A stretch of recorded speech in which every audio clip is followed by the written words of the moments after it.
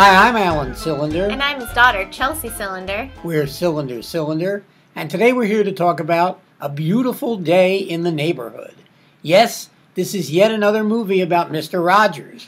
Last year there was the acclaimed documentary about Mr. Rogers, Won't You Be My Neighbor? And this year we have A Beautiful Day in the Neighborhood with Tom Hanks playing Mr. Rogers. Yes, and he does a very good impersonation of Mr. Rogers, I might add. This movie is based on a true story. It is about a New York writer played by Matthew Rhys. He writes for Esquire magazine, and he's just not a very happy guy. He's having some... Very unhappy guy. Yeah, he's a pretty unhappy guy. He especially has some father problems. His father is played by Chris Cooper in this movie, and his editor sends him to write a profile about Mr. Rogers, and through that profile he befriends Mr. Rogers. And so this movie is a lot about the impact that Mr. Rogers had on other people, especially this person. And unfortunately, there's not enough of Mr. Rogers in Mr. Rogers' own movie.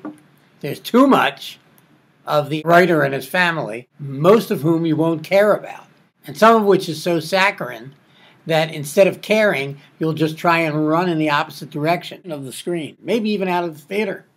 Wow. And you'll have plenty of time to leave the theater and come back, because Mr. Rogers won't be back on screen for a while. My goodness. So there. So what did you think of this movie? I didn't like this movie. I really didn't like this movie. I obviously liked this movie more than you did.